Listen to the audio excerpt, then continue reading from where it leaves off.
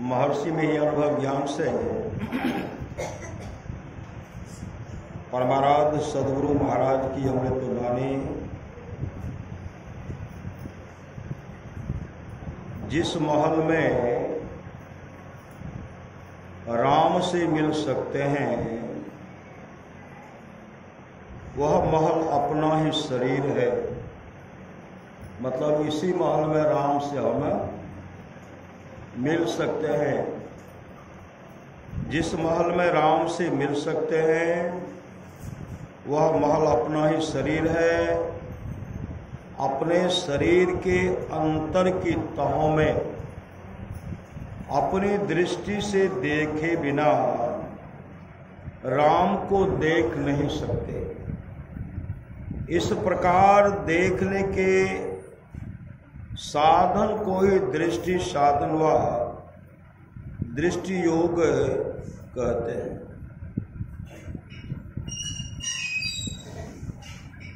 स्त्रियों के लिए मोक्ष के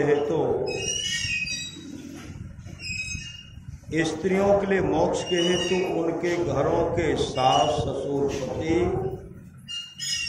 और गुरु की सेवा में यथा योग बरतते हुए साथ ही साथ ईश्वर भक्ति में अनुरक्ति रहनी चाहिए।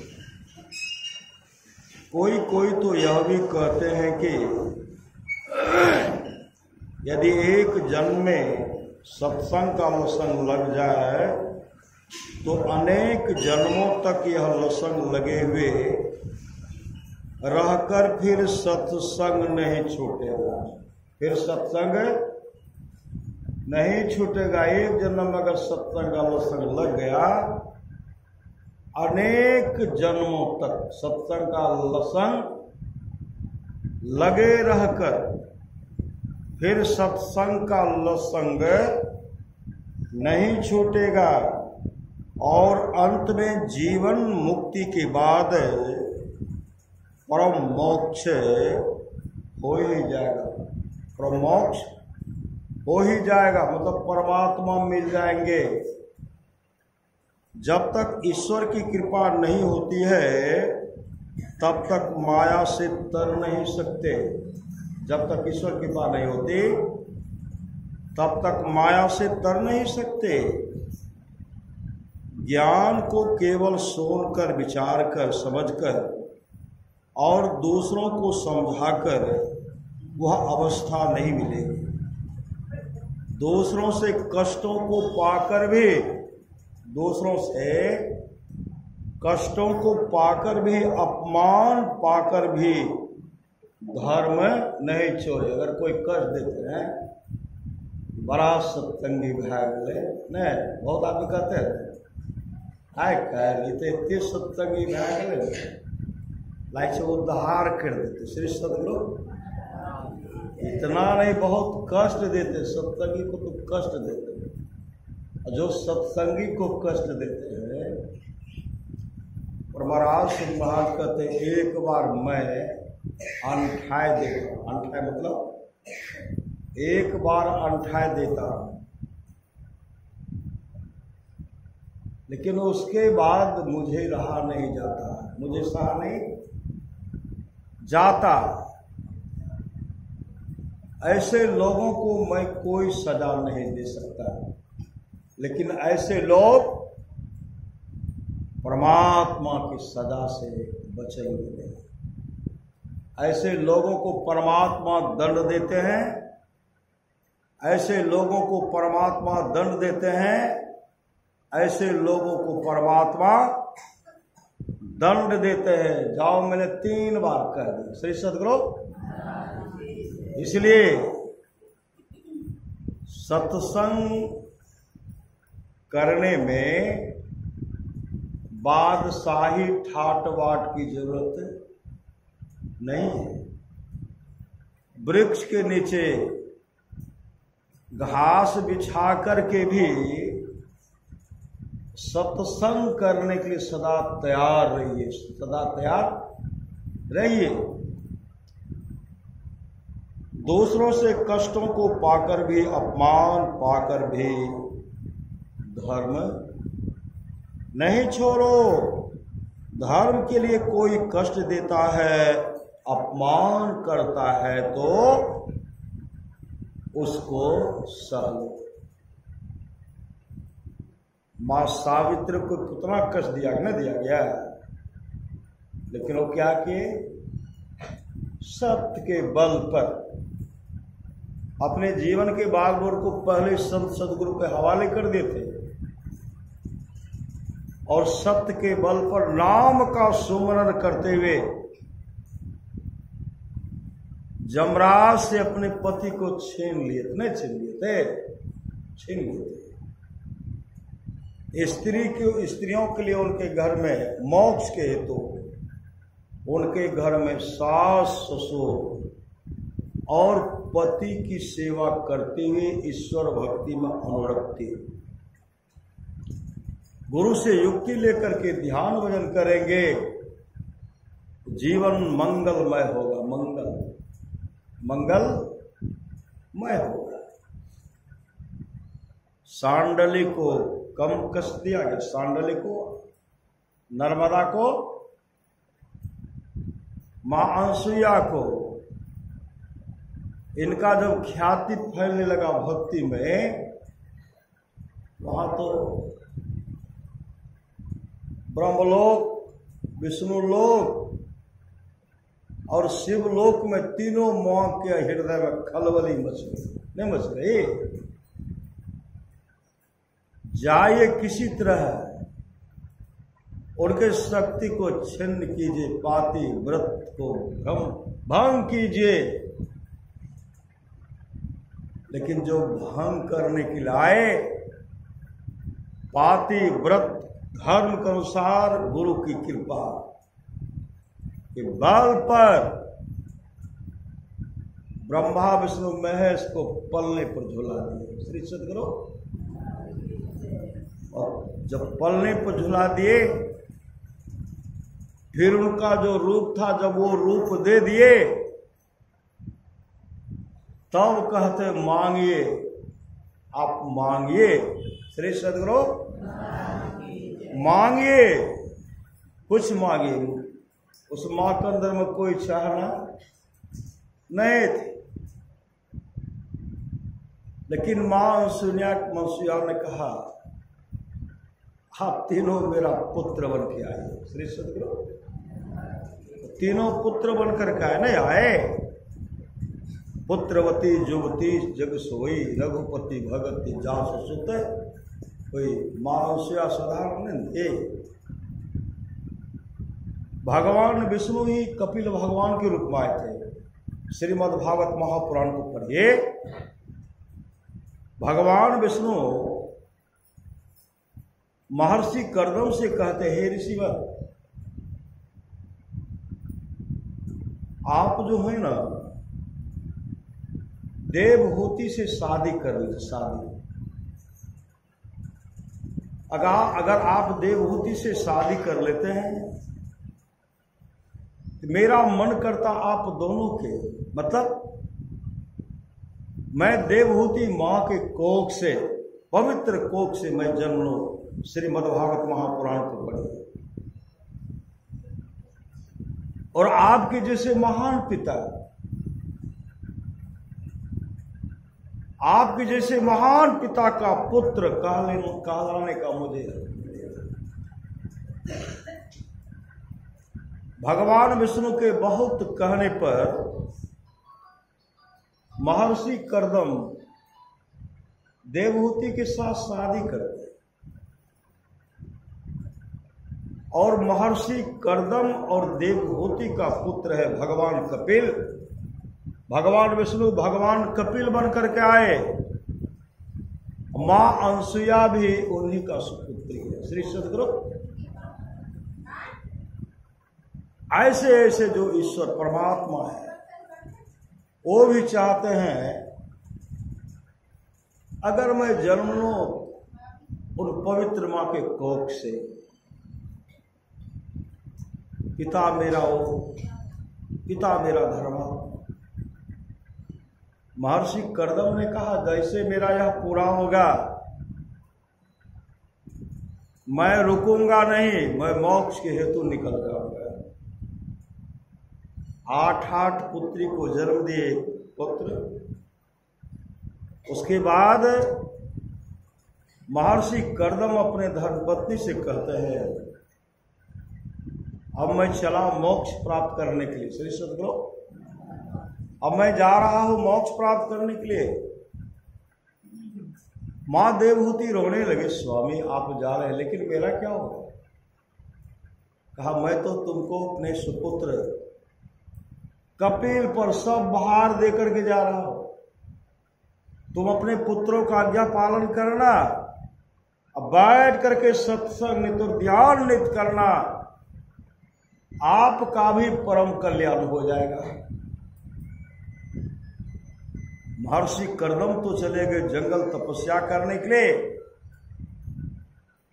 मां देवहूति अपने पुत्र के पास बैठ करके सत्संग करे और भगवान कपिल उनको उपदेश करे, धर्म सत्संग सुना। और बीच बीच वो मां कहती थी, हे ब्राह्मण, अपने पुत्र ब्राह्मण जो अपने आत्म स्वरूप का दर्शन कर लेते हैं वही तो सच्चा ब्राह्मण है। अपने आत्म स्वरूप का दर्शन करना वही ब्राह्मण है। हे ब्राह्मण, इस तरह अपने पुत्रों के सामने ध्यान भजन करके मां देवहूति भी मोक्ष को प्राप्त करी। मोक्ष, वो मोक्ष प्राप्त करे तो हम लोगों को क्या करना चाहिए? हम लोगों को भी गुरुदेव मोक्ष का मार्ग बतला दिया। श्री सद्गुरु ने बतलाए हैं, मोक्ष का मार्ग बतलाए हैं। मानस जप, मानस ध्यान, दृष्टि योग की क्रिया करना, नदानुसंधान की क्रिया मतलब सूरत सब योग की क्रिया भी करना। जो इस तरह करते रहेंगे ना, कबहू के दीन दयाल की भनक पड़ेगी, कान आवाज दीन दयाल परमात्मा के कानों में जाएगी। जैसे मुड़ करके देख लेंगे, जीवन निहाल हो जाएगा। श्री सद्गुरु, हम उनको देखते हैं, वो वहां से हमको नहीं देखते हैं, लेकिन वो जर्रे जर्रे में सबको देखते हैं। श्री सद्गुरु, उनके ओर हम लोग देखते ही नहीं। और जब उनके ओर देखेंगे और जब देख लेंगे तो बिना अपनाए छोड़ेंगे नहीं, वो अपनाए छोड़ेंगे ही नहीं। इसलिए जीवन में सत्संग चाहिए। अभी सुन रहे थे, जीवन मुक्त ब्रह्म पर चरित सुनते ध्यान, जय हरि कथा न करें रति तिनके ये पाषाण। जीवन मुक्त महापुरुष संत भी समाधि छोड़कर चरित्र और सत्संग के वचनों को सुनते हैं। जो जीवन से मुक्त हो गए वो भी सत्संग में आते, वो भी कहाँ आते हैं? वो भी सत्संग में आते हैं।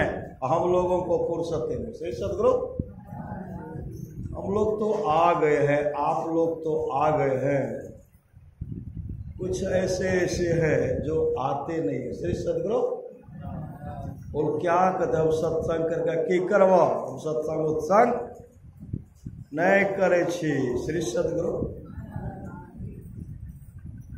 ऐसे लोगों के लिए महापुरुष की वाणी है, कर्महीन को ना मिले भली वस्तु की भोग, कर्महीन को ना मिले भली वस्तु की भोग, और दाख पके मुख काक को भयो पाक की रोग।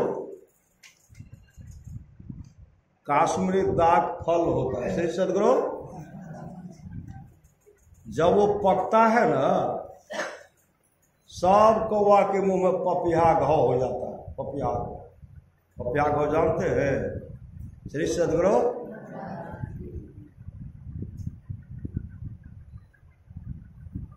जिसको कहते हैं मुख आ जाना नहीं होता है। श्री सद्गुरु, अगर यहाँ से सुंदर सुंदर कचरी खाइए और खाने में बहुत आनंद लगेगा ना।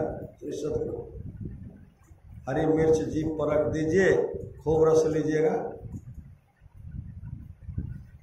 एक भी सुंदर सुंदर तला छोका हुआ सुंदर सुंदर आपको अच्छे नहीं लगेगा। श्री सदगुरु काशी में एक दाग फल होता है, जब वो पकता है ना, सब कौवा को पपीहा घाव मतलब मुंह आ जाता है।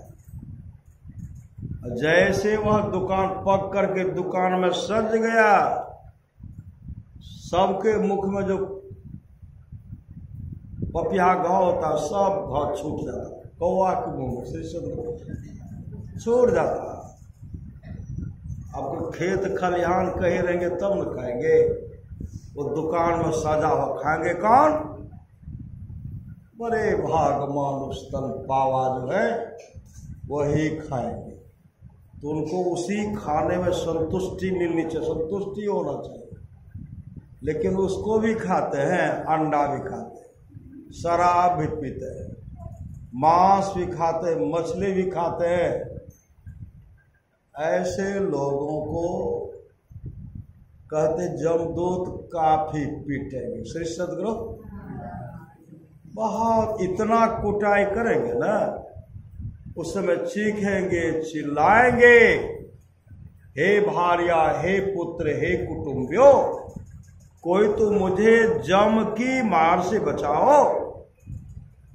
जम की मार से बचाएंगे, जम की मार से तो वही बचेंगे जो अपने जीवन के बागडोर को संत सदगुरु के हवाले करेंगे। सत्संग नित और ध्यान नित संलग्नता से करेंगे। राम ही सुमिरिये गाइये, राम ही संतत सुनिए राम गुण ग्राम ही। परमारास महाराज की वाणी है, गुरु धन्य है, गुरु धन्य है, गुरु धन्य है दाता दयाल, दया करे और गुण हरे, दे टाल भव जंजाल, सब मिल कहो जब ते रहो जी, बने रहो खुशहाल, हर दम रटो कबहू न हटो, तो ही छेरेगा काल। काल भी छेड़खानी नहीं करेगा।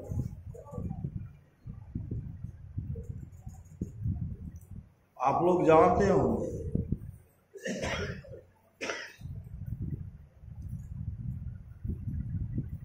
काले खां को, श्री सदगुरु काले खां मुस्लिम भक्त थे, मुसलमान थे। काले खां नमाज पढ़ते थे, कुरान पढ़ते थे, मिलाद करते थे, लेकिन पोस्टमैन का काम करते थे, डाकिया का काम करते थे। वो समय समय पर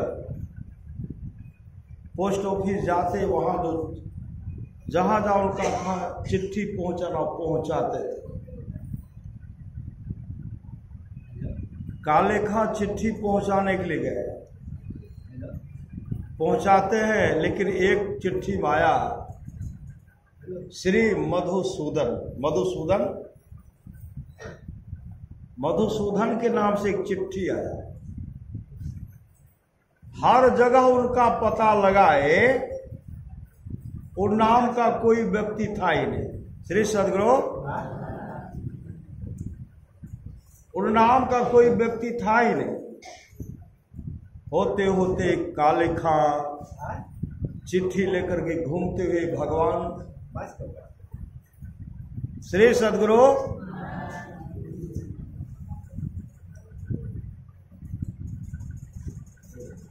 भगवान कृष्ण का, श्री सदगुरु भगवान कृष्ण का मंदिर था, ठाकुर जी का मंदिर था, ठाकुर जी का मंदिर था। वहां कहते हैं श्री मधुसूदन जी के नाम से एक पत्र आया, उधर से पुजारी निकले, कहो पत्र हमको दे दीजिए, यही है मधुसूदन। उनको दिए, पर्दा जो टंगा हुआ था, पर्दा जैसे उसको हटाते हैं, क्या देखे भगवान कृष्ण का जो मूर्ति था, बहुत सुंदर मूर्ति था। और वह मूर्ति को जब देखते हैं तो मन प्रसन्न हो गया, मन इतना मन प्रसन्न हो गया, भीतर मन आनंदित से खिल उठा, आनंदमय मन हो गया। फिर उनको बुलाते एक बार इधर आइए, का एक बार पर्दा हटाए तो वह दर्शन कर रहे। फिर कहते इधर आइए तो हटाते हैं तो उधर इनसे बात नहीं करते, वहां देखते हैं। अंत में पुजारी पर्दा को किवाड़ को बंद कर, अब उनके मन में हुआ कि इनका दर्शन करना चाहिए, बराबर दर्शन करना चाहिए।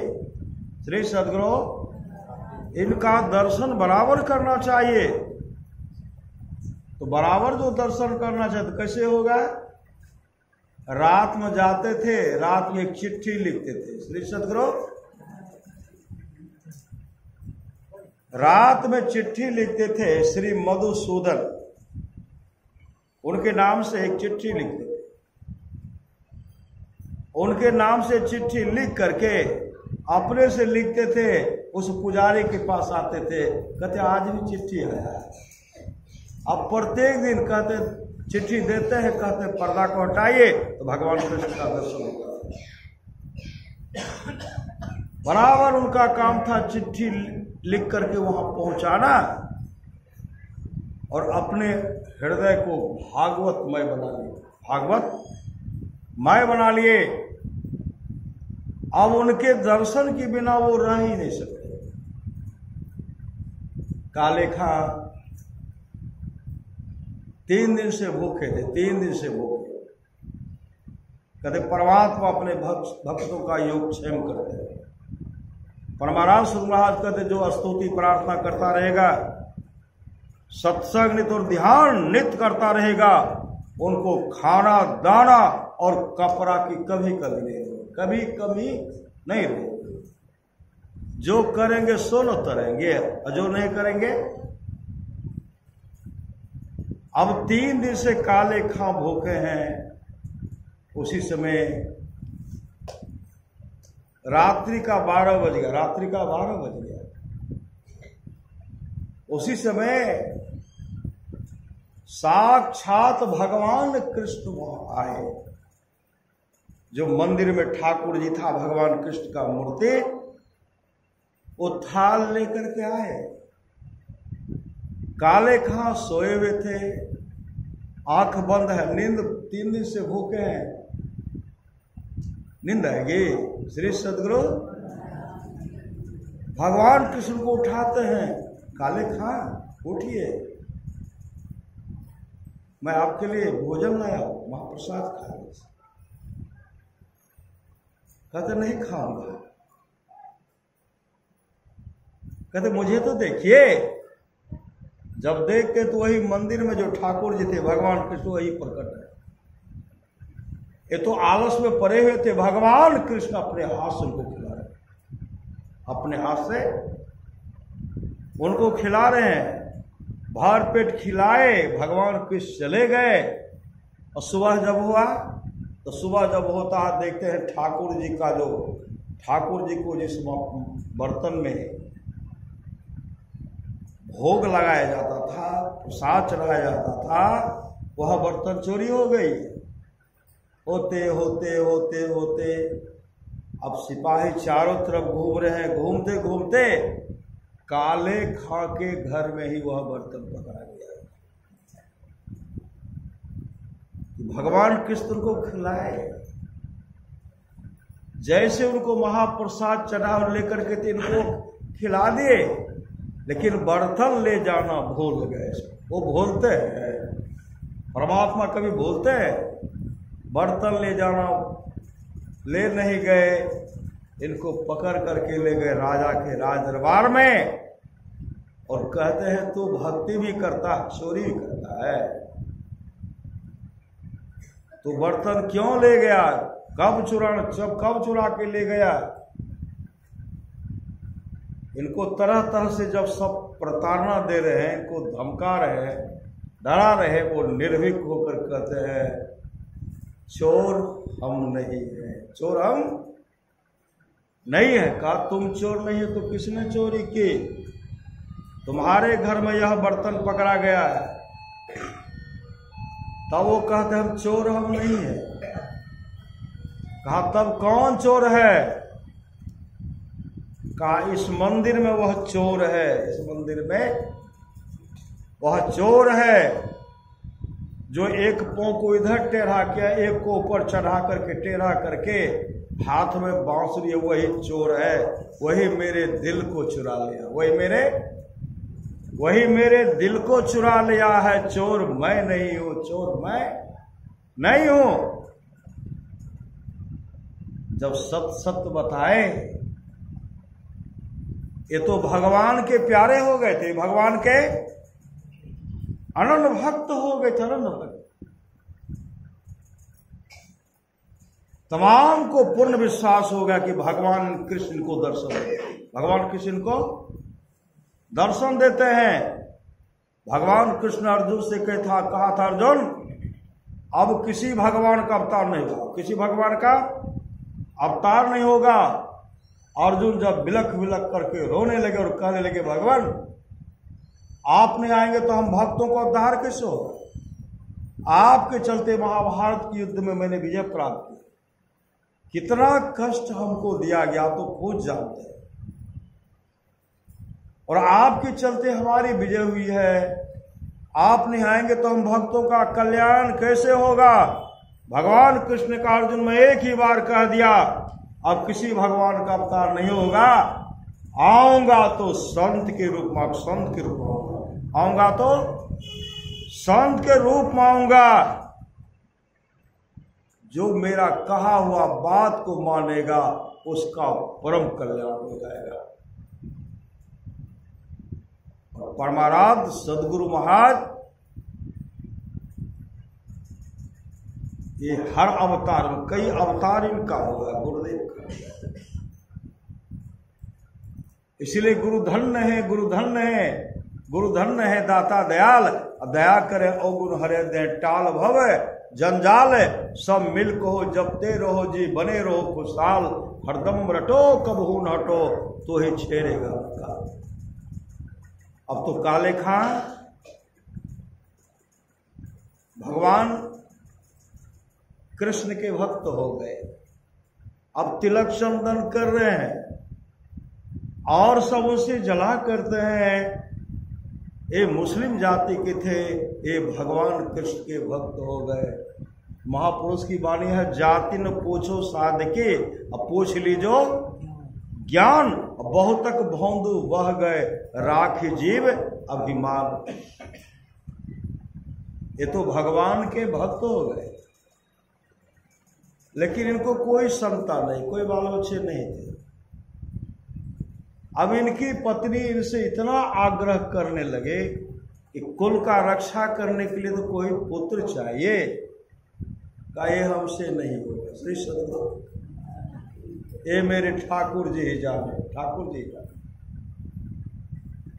तो पत्नी कहने लगी अगर आप कोई चाहना नहीं करते हैं तो आपको मंदिर जाने के लिए नहीं दिया जाएगा। अब सब समाज मिलकर के आपको मंदिर जाने से वंचित कर देंगे, सत्संग करने से वंचित कर देंगे, भागवत कथा करने से वंचित कर देंगे, आप जा नहीं सकते। अब इतना प्रताड़ना देने लगे, चारों तरफ उनको घेर लिए। तो भगवान कृष्ण का जो मूर्ति था उनके सामने जाते हैं, कहते भगवान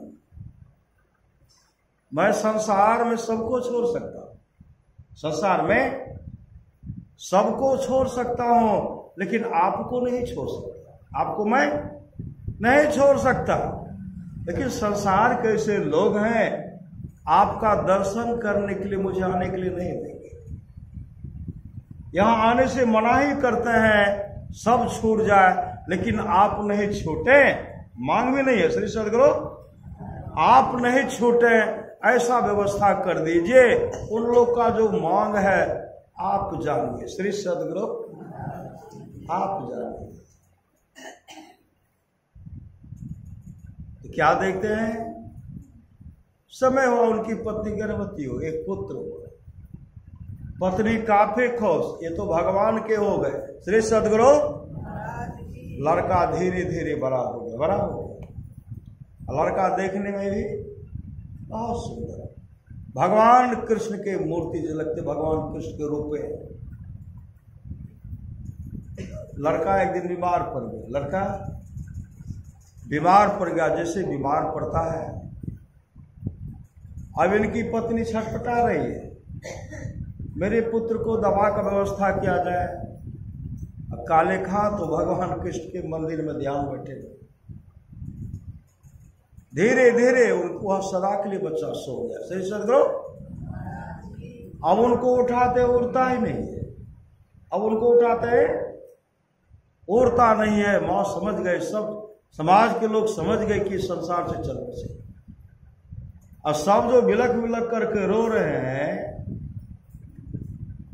काले खां को कहते हैं ऐसा ऐसा हो गया। कहते ठाकुर जी जाने। श्री सदगुरु मांगने ठाकुर जी जाने। यहां जो सारे के सारे लोग बिलक बिलक करके रो रहे हैं, और उसी समय लड़का जो अचेत पड़ा हुआ था, मतलब संसार चल बसा था, क्या करते हैं, उनको भगवान कृष्ण आकर के उठाते हैं। उनको उठाते हुए कहते उठ जा, माँ के पास जा, पिता के पास जा। बच्चा उठ करके क्या देखते हैं, माँ पिताजी के बगल में खड़े, पिताजी के बगल में खड़े हैं। क्या देख रहे हैं कि देख रहे हैं कि एक बच्चा तो यहाँ, एक बच्चा माँ के बगल में, पिताजी के बगल में खड़े। वहां का बच्चा लापता, यहाँ बच्चा खड़े है। श्री सदगुरु। तब उनसे पूछते हैं, उनकी माँ उनके पिता पूछते हैं, और समाज के लोग पूछते हैं, तू तो अचेत पड़ा हुआ था, यहाँ कैसे आ गया? तो क्या कहते हैं, वह मंदिर में जो है भगवान कृष्ण, वही हमको आकर के उठा करके यहाँ खड़े किए हैं। श्री सदगुरु। यही उठा करके हमको खड़े किए। काले खां को पूर्ण विश्वास था तो ये तो परमात्मा है। उनकी पत्नी को पूर्ण विश्वास हो गए, ये साक्षात परमात्मा है। वे भी भगवान कृष्ण के अनन्य भक्त हो गए, भगवान कृष्ण के अनन्य भक्त हो गए। जो प्रेम रस शाखा नहीं अमृत पिया तो क्या हुआ, उपकार में सिर दिया नहीं, जुग जुग दिया तो क्या हुआ। देखी गुलिस्ता ओ सीता, मतलब न पाया शेख का, सारी किताबों याद कर हाफिज हुआ तो क्या हुआ। ये तो प्रेम की बात ओढ़ो, बंदगी तेरे बस की नहीं है। यहां श्रद्धे, श्रद्धा विश्वास प्रेम है। यहां श्रद्धे के होते सौदे, आस के इतनी सस्ती नहीं है।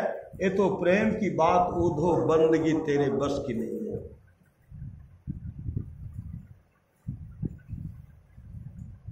एक बस्ती है,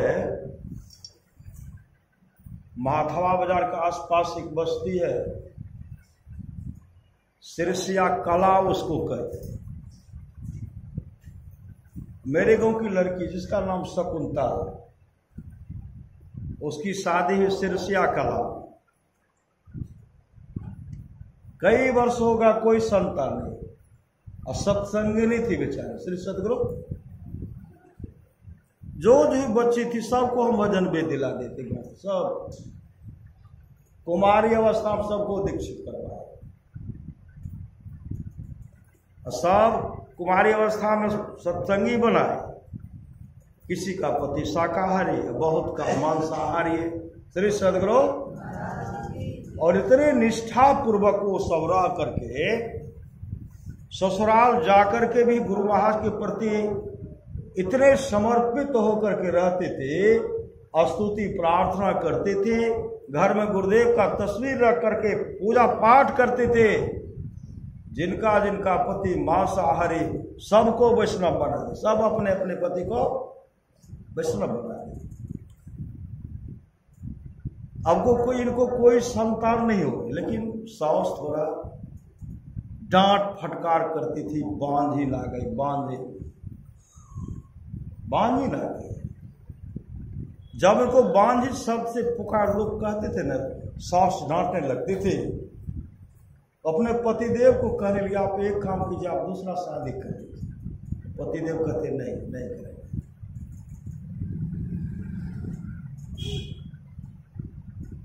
अब यह बैठ करके जार बेजार रो रही है, रात में रो रही है, रोते रोते गहरी नींद में चली गई। गुरुदेव उनके पास आते हैं, उनको उठाते हैं, क्यों रो रही है? उठ करके बैठ गए। रात में गुरुदेव के चरण लिपट करके रोने लगी और वो कहने लगी, अहाँ नहीं जाने छे हम किया काने छिए श्री सदगुरु, अहाँ से कोनो बात छिपल छे, हम किया काने छे, अहाँ तो सब कुछ जाने छे। गुरुदेव कहते रो मत, होगा होगा होगा श्री सदगुरु। कुछ दिन के बाद वो गर्भवती हो गई, एक पुत्री को जन्म दिए, पुत्री को जन्म दिए। अब इतना ख्याति फैल गया श्री सूद का, जो ऐसे बांझ मतुर को भी बच्ची हो गई। धीरे धीरे हुआ, 2 पुत्र उनको हुआ बाद में, 1 पुत्री है 2 पुत्र। इतने समर्पित तो पहले से थे श्री सदगुरु। लोग जो उनको उस निगाह से देखते थे, बांधिन है, उनको दूर करने वाले कौन? विश्वास श्री सदगुरु। एक ईश्वर पर चल विश्वास, पूर्ण भरोसा, मतलब गुरु के प्रति वो समर्पण रहा कर, समर्पित भाव से रहा करते थे। और गुरुदेव उनके मांग को पूरा कर दे। और अभी सब मिलकर के आनंद से रहे। तो संत कबीर साहब की वाणी है, मैं तो आन परी चोरन के नगर, सत्संग बिना जिए तरसे, इस सत्संग में लाभ बहुत है तुरंत मिलावे गुरु से, मूर्ख जन कोई सार न जाने, सत्संग में अमृत बरसे, शब्द सा हीरा पटक हाथ है, मुट्ठी भरी कंकर से, कहे कबीर सुनो भाई साधो, सुरत करो वही घर से, मैं तो आन परे चोरन की नगर, सत्संग बिना जिए तरसे। ले परिवार जरी, गुरु न मोहि दिन्नी अजब जरी, सोई जरी मोहि प्यारी लगत है, अमृत रस न भरी, यह कार्य न सब जग खाया, और सतगुरु देखे डरी, कहे कबीर सुनो भाई साधो, ले परिवार तरी। मतलब तमाम सब मिलकर के इस मंत्र को जाप कीजिए। और सब कुछ देने वाले हैं, सब कुछ देने वाले हैं। देनहार कोई और है, देत रह दिन रैन, लोग भरम हम पर करे, ताते नीचो नहीं। रहीम जी के बारे में आप लोग जानते होंगे। रहीम जी भगवान कृष्ण करण भक्त चरण, वो जो दान करते थे, किसी को आंख से देखते ही नहीं थे। बर्तन में से हाथ सामान रखा हो, आगे में सामान रखा हो, आंख बंद कर उठा दे, आंख से देखते हैं, उठाने के बाद आगे बढ़ते तो आंख से किसी को नहीं देखते। कुछ लोग कहते हैं आप तो जो दान कर रहे हैं ना, एक आदमी कई बार ले लेता है, ऐसे देते हैं वो ले लेता है। कम से कम आंख खोल करके देख करके देते ना, एक ही बार लेता है। आप नीचे क्यों देखते हैं, आगे क्यों नहीं देखते हैं? आगे देख करके दीजिए ना। रहीम जी कहते देनहार कोई और है, देत रहत दिन रैन। देनहार कोई और है, देत रहत दिन रैन, लोग भ्रम हम पर करे, ताते नीचो नैन। मतलब रहीम जी दे रहे हैं, इसलिए मैं लज्जित हो रहा हूं श्री सदगुरु, इसलिए मैं नीचे देखता हूं। मतलब ईश्वर विश्वासी, प्रभु विश्वासी। अकबर के दरबार में नवरत्न थे, 9 रत्न थे श्री सदगुरु। और जो राजा उथल पुथल करते थे ना, इस पर वहां जाकर के लोग चढ़ाई करते थे, और चढ़ाई करके उनको बंदी बना लेते थे। रहीम जी एक पर चढ़ाई की उनको बंदी बना ली। अब बंदी जैसे बंदी बना करके लेकर के आ रहे थे, राजा कहते देखिए हम तो आपका अधीन हो गए, अधीनस्थ, लेकिन मैं तो आपका कोई सेवा नहीं कर पाया। मैं आपको निमंत्रण देता हूं मेरे यहां भोजन करने के लिए, मेरा आतिथ्य स्वीकार कीजिए, मेरे घर में आकर का भोजन कर लीजिए, हम तो आपका अधीन हो गए। रहीम जी तो दयालु थे, श्री सदगुरु ये दयालु थे, भगवान के भक्त थे, दयालु थे। वो जो निमंत्रण दिया निमंत्रण स्वीकार कर लिया, कहा ठीक है कल आओ, कहा दिन के 12 बजे, कहा ठीक है। राजा क्या किए, अपने हाथ से भोजन बनाया, रसोईया को बनाने के लिए नहीं दिए। श्री सदगुरु रसोईया को भोजन बनाने के लिए नहीं दिए, अपने हाथ से बनाया। अब भोजन बना करके उसमें जहर मिला दिए, जहर। जैसे रहीम जी खाएंगे, रहीम जी की मृत्यु हो जाएगी, रहीम जी की मृत्यु हो जाएगी। न रहेगी बांस, न बाजेगी बांसुरी, ये सब बराबर चढ़ाई करते हैं। रहीम जी जा रहे थे समय पर भोजन खाने के लिए। एक 5 साल का बालक आगे में जो जा रहे थे उनके वस्त्र को पकड़ लिए और कहते कहां जा रहे हैं, कहां जा रहा हूं, राजा साहब के जा रहा हूं भोजन करने के लिए। बालक कहते मत जाइए, धोखा है, धोखा। रहीम जी कहते वहां निमंत्रण दिया भोजन करने के लिए, तो धोखा, कैसा धोखा? वो निमंत्रण दिया वहां भोजन करेंगे ना, नहीं तो झूठा हो जाएंगे हम। बालक कहते धोखा है, मत जाइए। कहा कैसा धोखा? तो बालक कहते हैं महाराज राजा अपने हाथ से भोजन बना करके उसमें जहर मिला दिया, आप खाएंगे आपकी मृत्यु हो जाएगी, इसलिए आप मत जाइए। आगे बढ़ते थे, वस्त्र पकड़ करके खींच लेते थे। उस समय रहीम जी कहते सो तुम कौन हो, तुम्हारे बात को कौन हो तुम, कि तुम्हारे बात को मान जाओ? कृष्ण होता तो मान भी लेता, कृष्ण होता तो मान भी लेता। वह बालक कहता अगर कृष्ण हो तो, कहा तब तो मान लूंगा, तब तो मान लूंगा। उसी समय भगवान कृष्ण प्रकट हो गए, भगवान कृष्ण प्रकट हो गए। कहते हैं रहीम जी धोखा है, धोखा। राजा भोजन बना करके अपने हाथ से उसमें जहर मिलाया, भोजन जहर मिलाया, रसोईया को पता नहीं। इसलिए सिपाही लेकर के जाइए और चारों तरफ घेरा डालकर बंदी बना करके लाइए। जैसे सिपाही लेकर के गए, जैसे बंदी बनाते हैं, राजा साहब कहते आपको तो हम निमंत्रण देते भोजन करने के लिए, लेकिन आप इसमें भोजन करने के लिए नहीं आए, हमको बंदी बना लिए। रहीम जी कहते निमंत्रण देते हो भोजन करने के लिए और जहर मिला करके मुझे मारना चाहता था।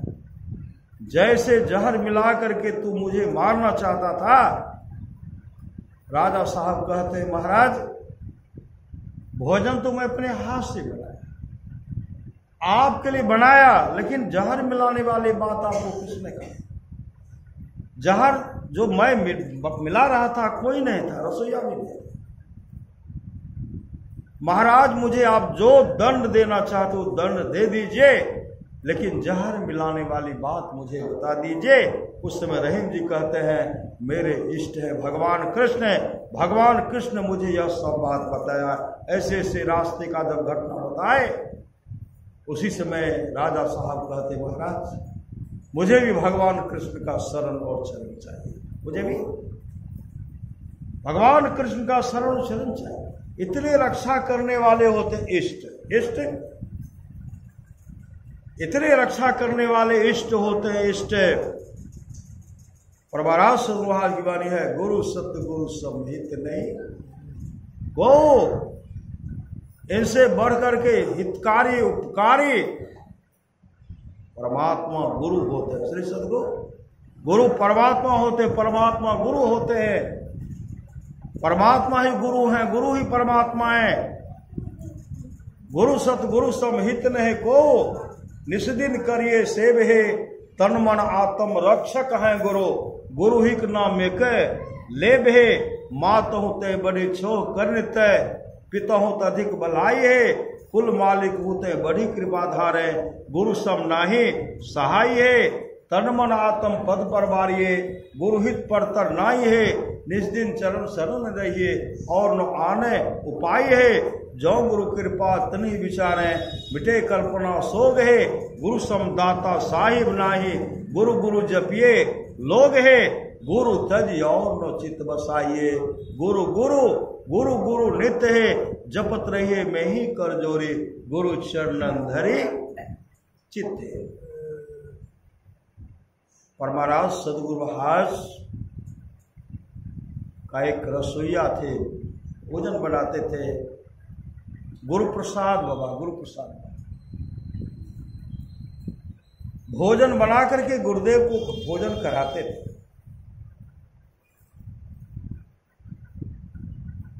गुरुदेव उसे पूछते हैं, गुरु प्रसाद तुम जो अभी मेरा भोजन बना करके खिलाते हो, अब मेरे नहीं रहने पर तुम किनका भोजन बनाओगे? का हुजूर किसी का भोजन नहीं बनाऊंगा, किसी का भोजन नहीं बनाऊंगा। आप जब तक जीवित रहेंगे आप ही का बनाऊंगा, और दूसरे का किसी का नहीं बनाऊंगा। कहते गुरु प्रसाद हमसे मांगो हमसे।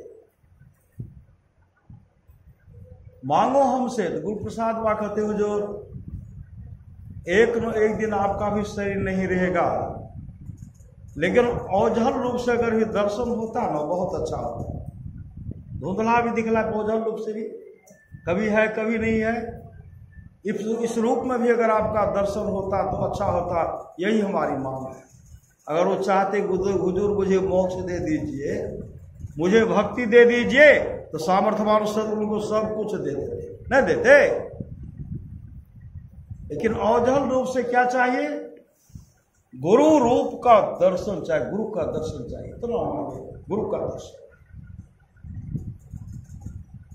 का जाओ, मेरा दर्शन होगा। गुरुदेव संसार से चल बसे। उसके बाद गुरु प्रसाद वह चले, निकल गए। हरिद्वार ऋषिकेश आदि भ्रमण कर रहे हैं। एक दिन की बात है, संत गरीबदास के आश्रम में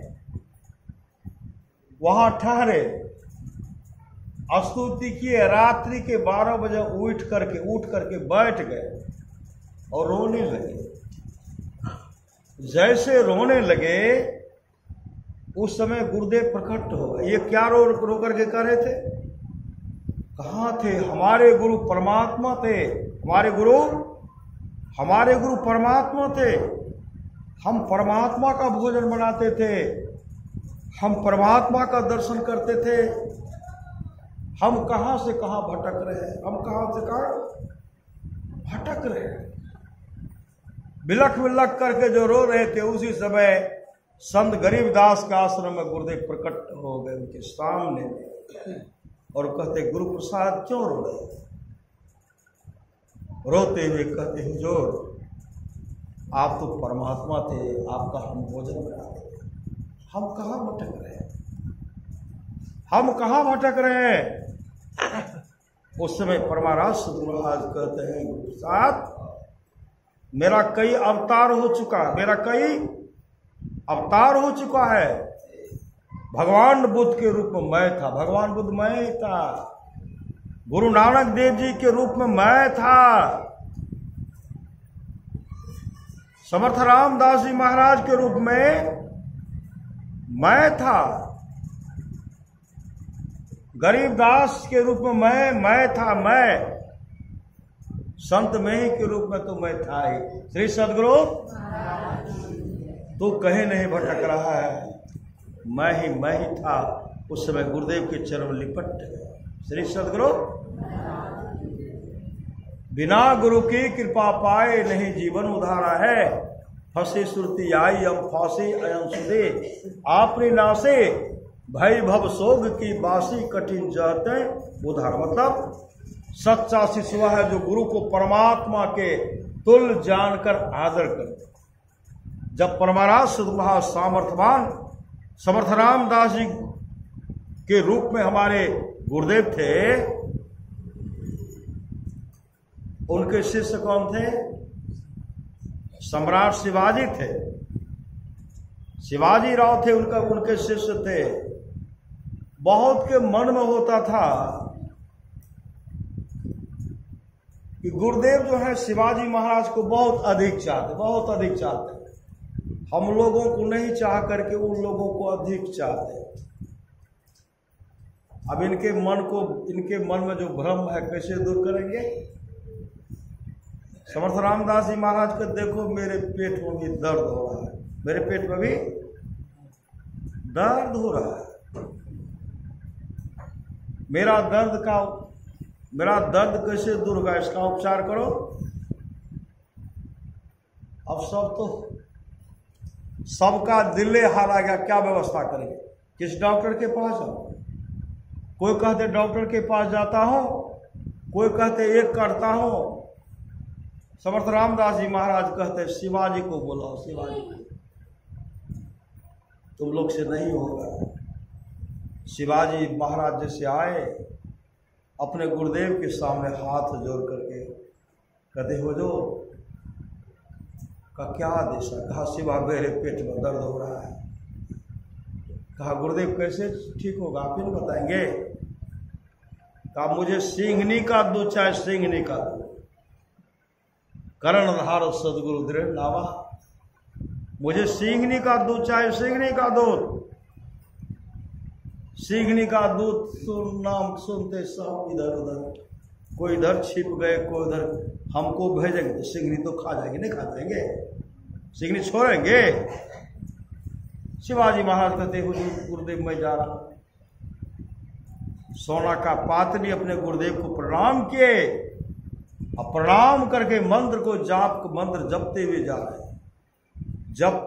जपते जब घनघोर जंगल पहुंचे तो वहां देखते सिंह सावक, सिंह का बच्चा है। शिवाजी महाराज के मन में हुआ जब सिंह का बच्चा है तो सिंघनी अवश्य होगी। कहीं चारा लाने के लिए गए होंगे, अपने बच्चे के लिए आहार लाने के लिए गए होंगे। बच्चा के साथ बैठ करके बच्चा सबको ऐसे सहला रहे थे। जैसे उधर से सिंह ने आए, ऐसा छलांग मारे,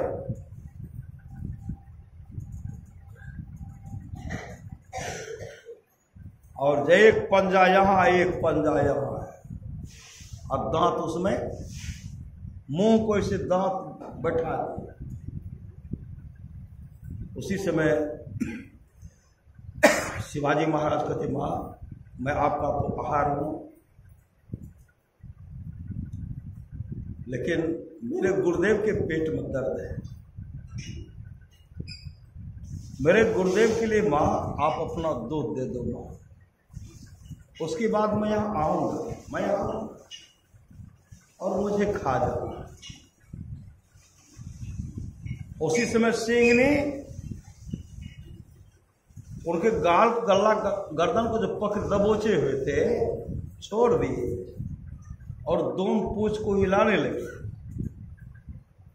और शिवाजी महाराज सोना के पात्र में जल को दो लिए, और दोह करके जब आने लगे सिंघनी उनको देख रहे। श्री सद्गुरु जैसे आए अपने गुरुदेव के पास, कहा हुजूर ये सिंगनी का दूध है, इसको पान कर दीजिए। समर्थ रामदास जी महाराज कहते, शिवा तेरे जैसे शिष्य जिन गुरु को हो, उन गुरु को कभी कष्ट हो सकता है? मेरे पेट का दर्द तो उसी समय समाप्त हो गया जिस समय तू दूर रहा था। उसी समय गुरुदेव मैं जा रहा हूं, अपने गुरुदेव को प्रणाम कर दे। मैं सिंगनी को वचन दिया, सिंगनी का आज मैं आहार, उसका मैं भोजन पाऊंगा। गए मंत्र जाप करते हुए जैसे वहां पहुंचे, सिंगनी के पास गए, मां मैं आ गया, मेरा आहार कर लो। सिंगनी दोनों पूंछ को हिलाने लगे और सिंगनी अंदर धारण हो गए। श्री सद्गुरु तन मन आत्म रक्षक है गुरु, गुरु ही के नाम में के ले भे। जब हमारे संत सदगुरु महाराज समर्थ रामदास जी महाराज के रूप में थे, ऐसे ऐसे चमत्कार किए। श्री सद्गुरु ऐसे ऐसे चमत्कार अपने शिष्यों का उद्धार के, अपने शिष्यों का उद्धार। और इतने चरित्रवान शिवाजी महाराज ठहरे, चरित्रवान। और महाराष्ट्र महाराज की बाणी, जाओ निज घट रस चाहो तो अपने को पांच पाप से हरदम खूब बचाहो। हाय एक झूठ रसा है दूसर, तीसर नारी पर के हो, चौथी चोरी पंचम हिंसा, दिल से इन्हें अलगाहो। मैं ही सहज इनसे वचन चाहो तो गुरुपद टहल कमाहो। गुरु की आज्ञा का पालन करना चाहिए।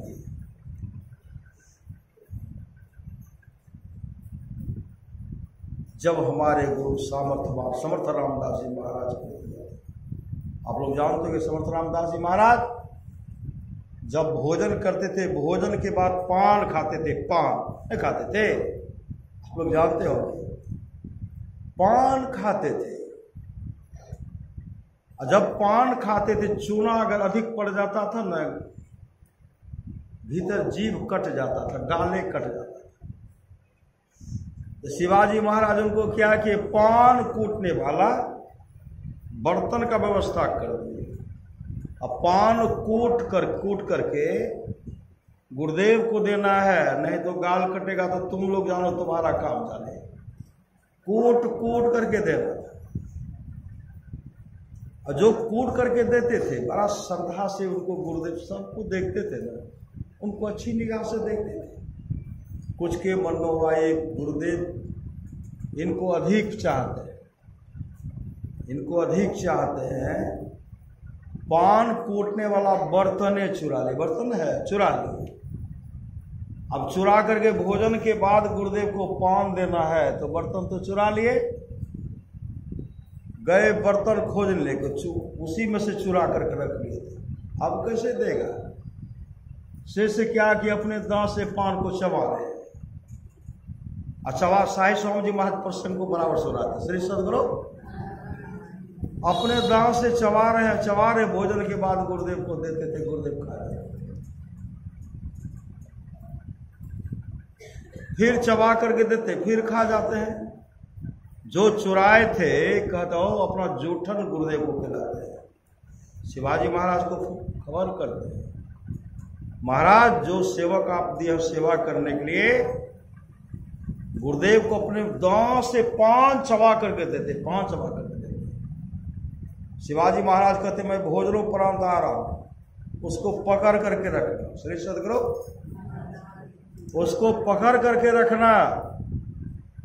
भोजन कर रहे थे, उसी समय शिवाजी महाराज आए। समर्थ रामदास जी महाराज के शिवा कोई खबर भी नहीं, एकाएक आ गया। शिवाजी महाराज कुछ नहीं बोलते।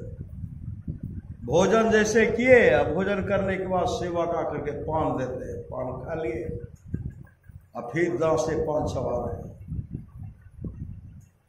एक तो चबा रहे हैं, दूसरे चबा रहे हैं, गुरुदेव को दे चबा रहे हैं, फिर चबा रहे हैं, सेवक पान को चबा रहे हैं। शिवाजी महाराज कहते देखो जी, पान कोटने वाला बर्तन जो है उसको हाजिर करो, हाजिर करो, यहां लाओ। वह सेवक क्या करते हैं, एक थाल लाए, श्री सदगुरु थाल लाए और दांत का जबरा जो है काट करके बर्तन में लाए। एक तो दांत का, एक जगह दांत का जबरा दिया गया है और दूसरी जगह यह दिया गया है, वो सेवक हाथ में तलवार लेकर के आते हैं, एक थाल लेते हैं। शिवाजी महाराज सामने खड़े हैं और गुरुदेव बगल में है और ऐसे थाल को सटा करके अपने गले पर तलवार का प्रहार करते हैं, गला कट करके थाल में गिरता है। थाल से वह सिर सदगुरु के गोद में गिरता है, धड़ अलग सर सदगुरु के गोद में, धड़ छटपटा रहा है और उसी समय जैसे सिर सदगुरु के गोद में गिरता है, उनके मुख में जो पान था, समर्थ रामदास जी महाराज उनके मुख से पान निकाल करके अपने मुख में ले लिया और उसी समय सर और धड़ को जोड़ते हैं, कहते उठ, उठ करके खड़े हो गए, अपने सदगुरु के चरण में लिपट गए। ऐसे सामर्थ्यवान सदगुरु हमारे महर्षि में ही परमहंस जी महाराज जब सामर्थ्यवान समर्थ रामदास जी महाराज के रूप में थे, ऐसे ख्याति प्राप्त महात्मा थे। गुरु ही तो हैं, गुरु पितु हैं, गुरु ही जीव के मितु हैं, गुरु सम कोई नहीं दूजा, जो जीवों को उधारा है, गुरु की नित्य कर पूजा, जगत इन सम नहीं दूजा, मैं को आन नहीं सूझा, फकत गुरु ही आधार है। सच्चा शिष्य वह है, परम संत बाबा देवी साहब की वाणी है, सच्चा शिष्य वह है जो गुरु को परमात्मा के तुल्य जानकर आदर करते हैं, परमात्मा के तुल्य जानकर आदर करते हैं, जो सच्चा शिष्य होते हैं। आप लोग जानते होंगे समर्थ रामदास जी महाराज शिष्य मंडली के साथ जा रहे थे, शिष्य मंडली के साथ आप लोग ये प्रवचन सुने होंगे, सही सदगुरु, शिष्य मंडली के साथ जा रहे थे।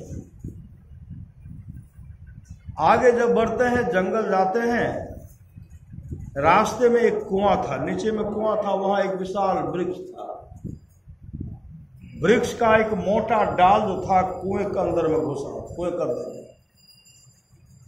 अब पत्ता जो टूट कर गिरता था पानी में पत्ता टूटने के बाद पत्ता सड़ जाता था, और सड़ने के बाद उसमें कीड़े मकोड़े हो जाते थे, कीड़े मकोड़े हो जाते थे, और जो पीते थे वो रोगग्रस्त हो जाते थे, पीने वाले रोगग्रस्त हो जाते। समर्थ रामदास जी महाराज अपने तमाम शिष्यों से कहते हैं, श्री सदगुरु अपने तमाम शिष्यों से कहते हैं, इस वृक्ष पर चढ़ करके इस डाल को काटो, वृक्ष पर चढ़ करके, श्री सदगुरु वृक्ष पर चढ़ करके डाल को काटो। इस डाल को कोई काट सकते हो? उस वृक्ष पर चढ़ना और डाल को काटना मानो मौत के मुंह में जाना, मानो मौत के मुंह में जाना है। अब एक से जितने भी शिष्य थे एक दूसरे का मुंह देखने लगे, और देख करके सब अपने सिर को नीचे कर लिए। अब गुरु की ओर कोई नहीं देखते, कोई नहीं। मन में होता अगर कहेंगे तुम ही चढ़ो, तुम ही इसको काटो, क्या देखते श्री सदगुरु? वो क्या इधर उधर देख रहे, सब अपने सिर को नीचे कर लिए, और सबसे पीछे खड़े थे अंबादास सबसे पीछे खड़े थे। अंबादास अपने सामर्थ्यवान सदगुरु को देख रहे, अपने सदगुरु को देख रहे, एक टक अपने सदगुरु को देख रहे हैं। समर्थ रामदास जी महाराज कहते, अम्बा इस डाल को काट सकते हो? इस वृक्ष पर चढ़ करके डाल को काट सकते हो?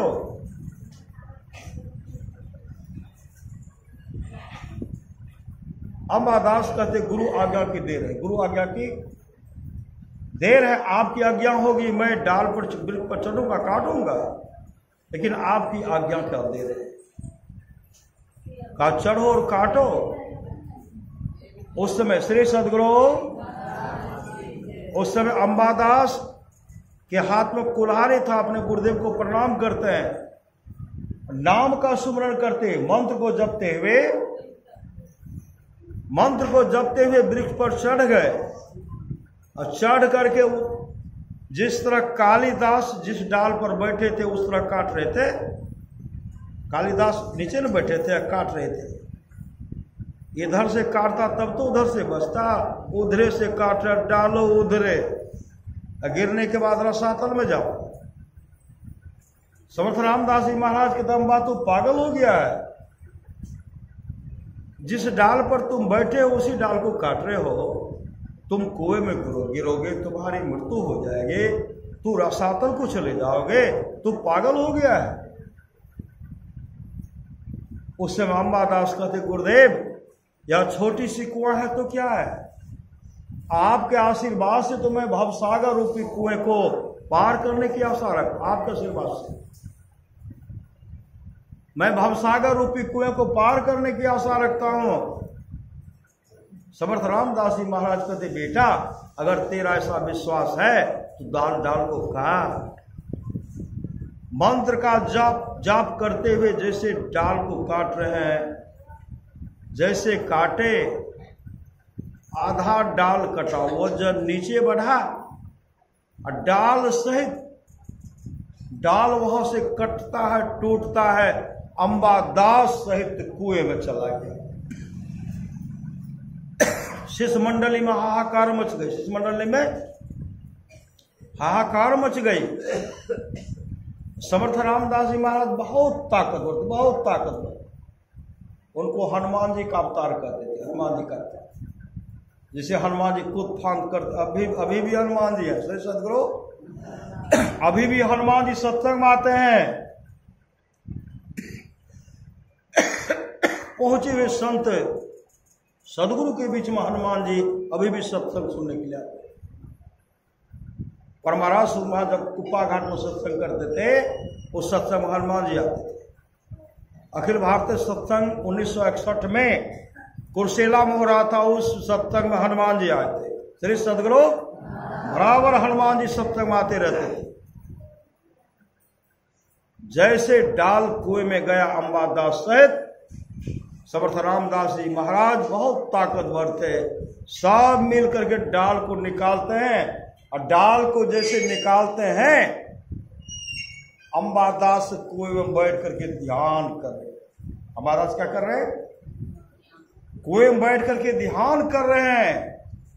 जब ध्यान से निवृत्त हुए, जब उनको निकाला गया, अपने सदगुरु के चरण लिपट गए और रोते हुए कहते, हे सदगुरु, कुएं में मुझे आपका दर्शन, कुएं में आपका दर्शन हुआ,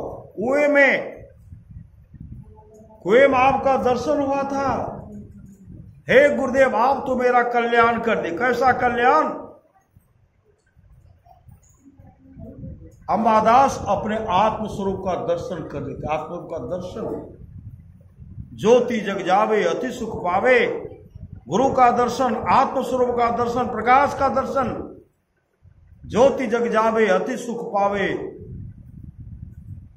अंतर में शब्द का प्रकाश का दर्शन। आप तो मेरा कल्याण कर दिए। समर्थ रामदास जी महाराज कहते, बेटा मैंने नहीं, तेरा विश्वास ने तेरा कल्याण किया। मैं नहीं, तेरा विश्वास ने तेरा कल्याण किया। और उस दिन से उसका नाम अंबादास से बदल करके कल्याण दास से बदल करके उनका नाम अंबादास रखा गया। श्री सदगुरु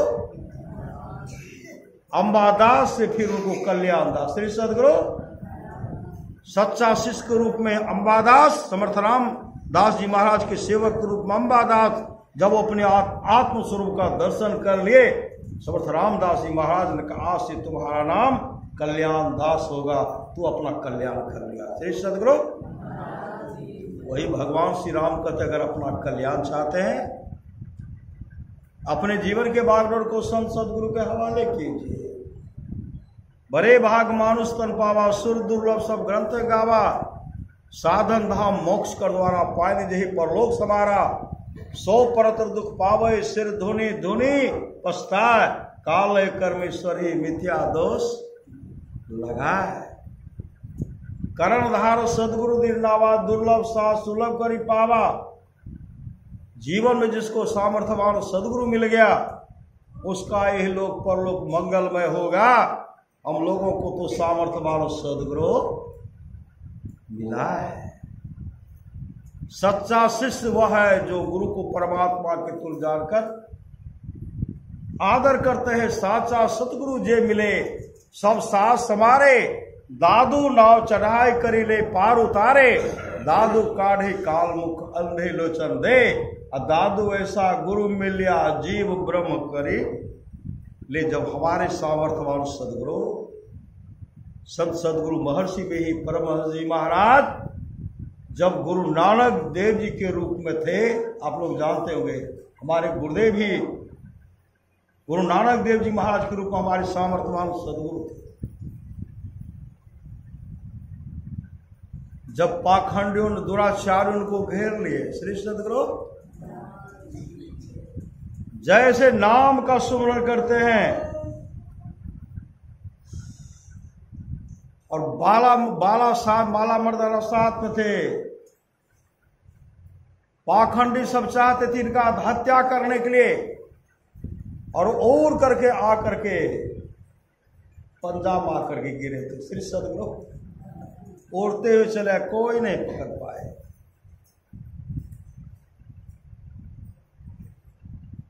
गुरुदेव से किसी ने प्रार्थना किया, हुजूर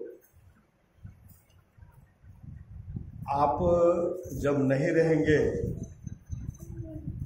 आपके जाने के बाद भी तो संत मत में गुरु होना चाहिए। आपके जाने के बाद संत मत में गुरु कौन होंगे?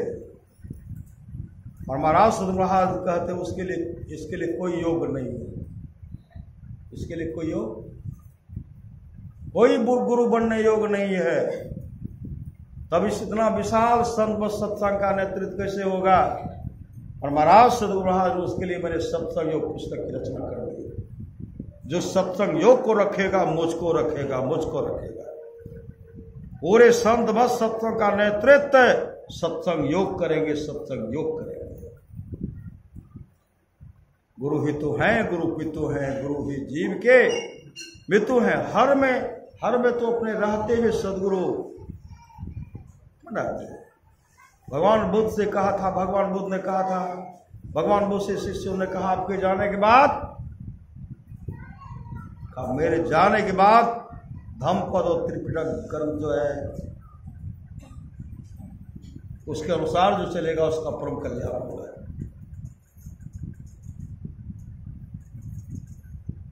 जब हमारे गुरुदेव गुरु नानक देव जी के रूप में थे, गुरु नानक देव जी विचार किए, इनमें से किन्हीं को गुरु गद्दी दे दो, किन्हीं को गुरु गद्दी दे दो, किन्हीं को गुरु गद्दी दे दो। इनके पुत्र के मन में था कि हमको गुरु गद्दी दे दे। गुरु नानक जी की पत्नी के मन में कि मेरे पुत्र को गुरु गद्दी दे दे। पुत्री के मन में मेरे पति को गुरु गद्दी दे दे। उधर चाहना है एक लाहना भक्त लाहना, लाहना को कोई चाहना नहीं, कोई चाहना लाहना को नहीं। गुरु नानक देव जी महाराज एक दिन कहते हैं, चलो मेरे साथ। गुरु नानक देव जी आगे आगे, पीछे पीछे दोनों पुत्र, दामाद और सब सेवक सब हैं, और लाहना भी पीछे पीछे जा रहे, लाहना भी पीछे पीछे, लाहना पीछे पीछे। आगे जब बढ़े, गुरु नानक देव जी एक गिलास जो था ना, गिलास शहर के गंदी नाले में गिरा दिए। और जैसे ही गिरा, अपने पुत्र को कहते गिलास निकालो। पुत्र देखने में बहुत सुंदर था, सुंदर वस्त्र भी था, चेहरा भी सुंदर, सुंदर वस्त्र भी। इधर उधर देख रहे हैं, सब लोग देख रहे हैं। अगर एक गिलास के लिए अगर इसमें कूदेंगे, लोग क्या कहेंगे? गिलास के लिए गंदी नाला में कूद गए। कहते आपसे नहीं होगा। इसे सुंदर सुंदर गिलास कटोरा घर आश्रम में वहां जाकर के दे दूंगा, लेकिन ये हमसे नहीं होगा। गुरु नानक देव जी कहते वहां का नहीं यहाँ कर लूंगा, यहाँ निकालो, काम से नहीं होगा। शरीर को देख, मेरे वस्त्र में गंदगी लग जाएगी, कीचड़ लग जाएगी। दोनों पुत्र पीछे हट गए। दामाद को कहते, दामाद उधर उधर देख रहे हैं, वो भी कहते हमसे नहीं होगा। लहना पीछे में करे, हनुमान जी की तरह लहना पीछे में, जैसे हनुमान जी भगवान श्री राम को देखते न देखते रहते थे, उसी तरह लहना अपने गुरुदेव को देखते हैं। गुरु नानक देव जी कहते, लहना क्या इस गिलास को निकाल सकते हो? कहा गुरु आज्ञा की देर है, गुरु का आज्ञा की देर है। कहा निकालो। मंत्र का जाप जपते हुए जैसे नाला में, शहर में गंदी नाला जैसे गिरते धस गया। श्री सदगुरु, यहां तक का वस्त्र चमकता रहेगा कि गंदा होगा? श्री सदगुरु, पूरा गंदा हो गया। गिलास को निकाले। गुरु नानक जी का पुत्र कहते तू पागल है, इनको पागल है, हम नहीं निकालते, मेरा क्या चलेगा? रे सदगुरु, तू पागल है, तू क्यों निकाल लिया? उनको ताना बाना मारे, तरह तरह का उलाना दे। होते होते आश्रम पहुंचे, स्नान किए, गिलास को धो करके रख दिए। अरे गुरुदेव तो परीक्षा ले रहे थे। फिर एक दिन रात, उसी समय रात्रि में कहते हैं, रात्रि का 12 बज गया था। कहा ये काम करो, अपने पुत्र को कहते हैं, यह मेरा कपड़ा जो है ब्रह्म मुहूर्त में स्नान करेंगे, पहनेंगे, जाओ रावी नदी में जाओ। जाड़े का समय था, रावी नदी का जल जो है बर्फ की तरह जम जाता था। बहुत जोरों की हवा, काफी ठंड, का धो करके लाओ। दोनों पुत्र कहते हमको मरना नहीं है, अभी जाएंगे तो मर ही जाएंगे। काल दिन के 11 बजे जाएंगे, स्नान करेंगे, स्नान करके धो करके ला देंगे, अभी हमसे नहीं होगा। दामाद को कहे, दामाद पीछे हट गए, पुत्र तो हटे गए। लहना खड़े थे। गुरु नानक देव जी कहते, लहना ब्रह्म मुहूर्त में कपड़ा पहनेंगे, जाने का समय यही। कहा गुरुदेव दीजिए। कपड़ा लिए रात्रि के 12 बजे चले गए।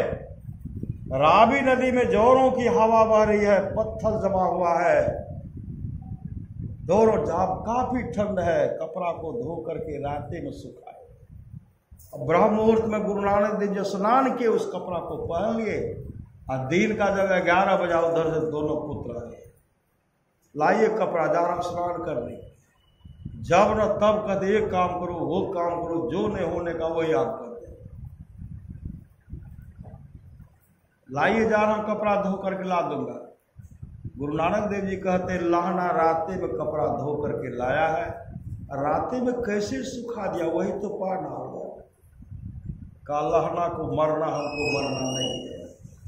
उस समय गुरु नानक देव जी महाराज कहते, तन क्या मानता, एक दिन मिट्टी में मिल जाना, क्या तन को मान रहे हो? फिर एक दिन की बात है, जैसे भक्त सब का पदार्पण हुआ। श्री सदगुरु, गुरु आश्रम में तमाम भक्त आए। गुरु नानक देव जी महाराज अपने पुत्र से कह, देखो यह ककीर का वृक्ष है। ककीर का वृक्ष कांटादार होता है, कांटादार। अब वृक्ष पर चढ़ो, डुलाओ, तरह तरह का मिठाई गिरेगा। चढ़ो। लड़का कहते, आप अब वृद्ध न हो गए, आपका माथा काम नहीं कर रहा। एक तो ककीर का वृक्ष है, कांटेदार है, चढ़ेंगे तो कांटा चुभ जाएगा, और उसको डुलाएंगे तो कहीं मिठाई गिरेगा। आपका माथा काम नहीं कर रहा। पीछे हट गए दोनों पुत्र पीछे, दमादो पीछे हट गए। लहना को कोई चाहना नहीं, निहारो यारो गुरु मूर्ति की, और लहना गुरु की ओर देख रहे हैं।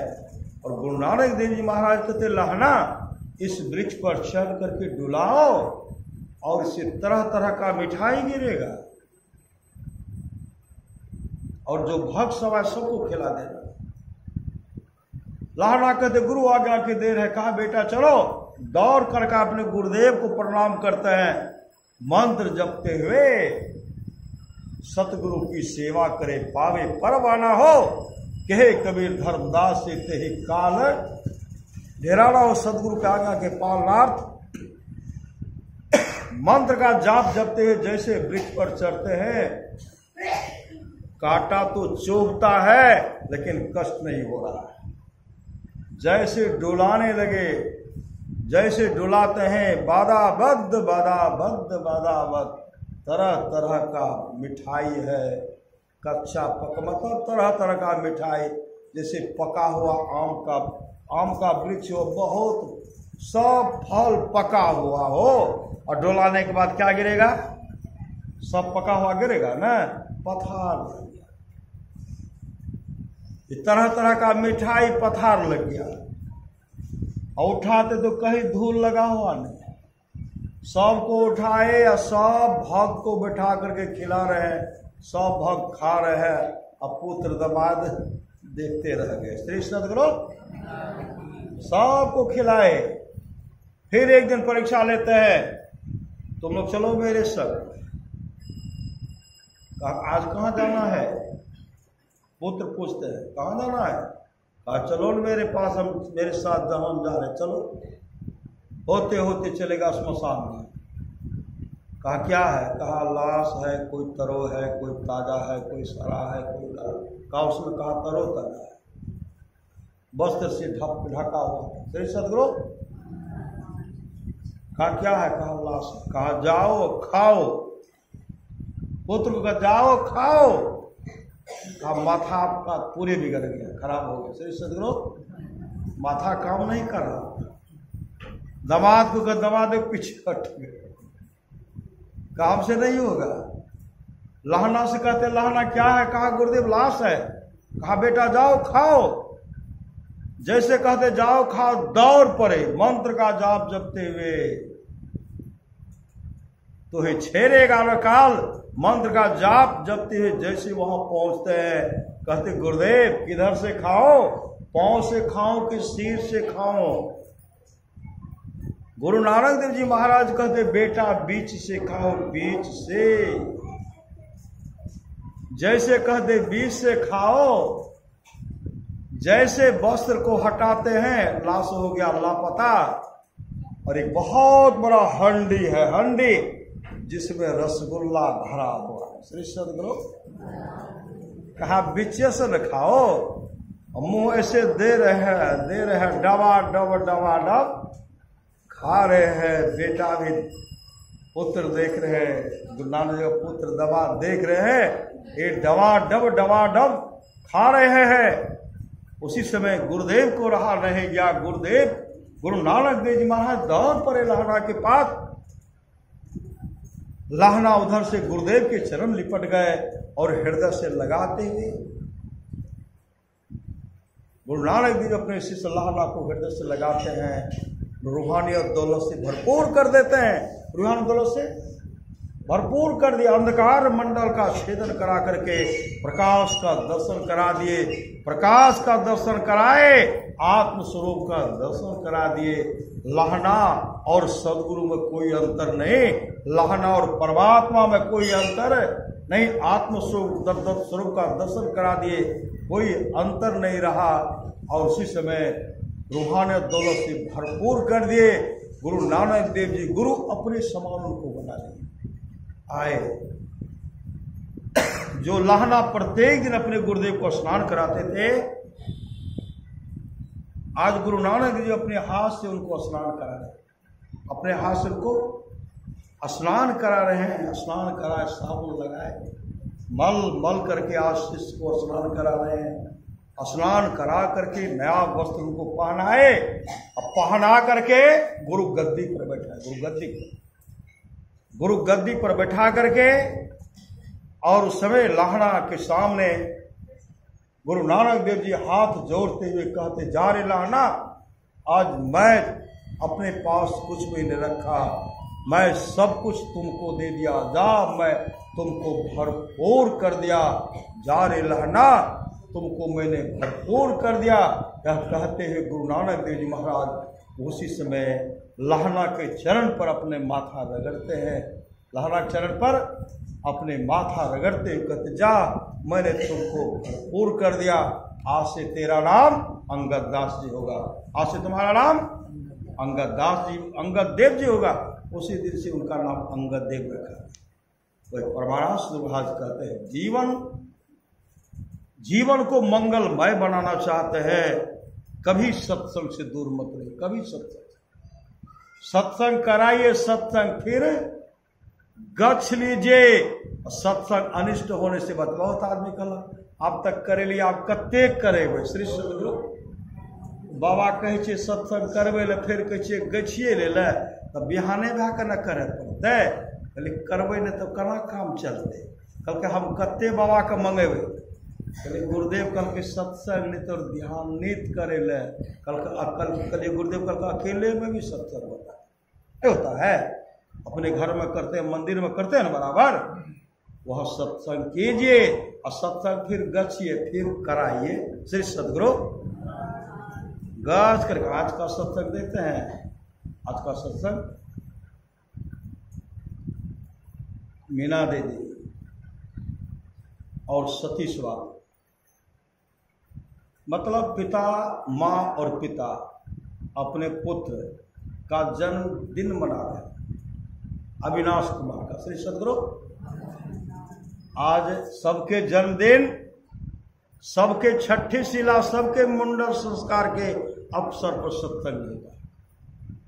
ऐसे जो बहुत बड़े भाग्यशाली बच्चे होते हैं उन्हीं का जन्मदिन भी मनाया जाता है, उन्हीं के जन्मदिन के अवसर पर सत्संग होता है, चाहे छठी शिला हो, मुंडन संस्कार हो कि जन्मदिन हो, भाग्यशाली के अब भाग्यशाली बच्चे के अवसर पर सत्संग होता है। आज मीना दीदी और सतीश बाबू अपने सुपुत्र अविनाश कुमार के जन्मदिन के अवसर पर सत्संग करवा रहे हैं। बच्चे का उम्र दीर्घायु हो, बच्चे आगे बढ़े, मति की रति गति भूत बलाए, जब जही जतन जहां जही पाए सो जानव, सत्संग प्रभाव लोकों वेदना अनुभव, तमाम चीजें आज तक जिस किसी को प्राप्त हुआ है सत्संग के प्रभाव से वहां जाना चाहिए। लोक और वेद में इसके मिलने का दूसरा कोई उपाय नहीं है। साहिब स्वामी जी महाराज का पूर्णिया जिला संतवत सत्संग का सत्संग हो रहा था, जिला वार्षिक सत्संग हो रहा था रोस्तमपुर भटिया के पास,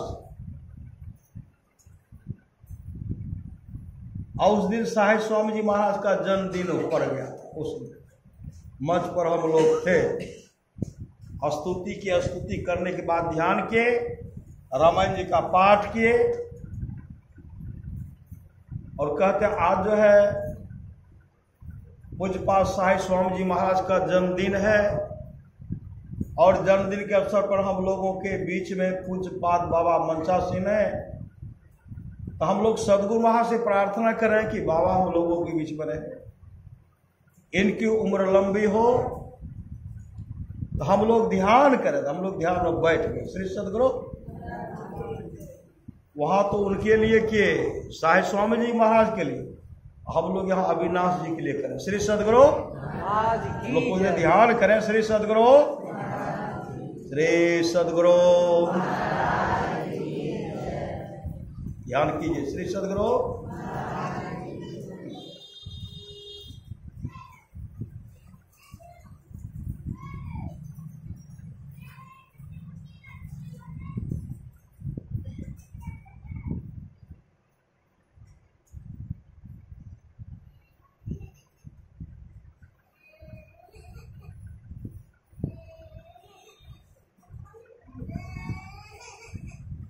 श्री सदगुरु।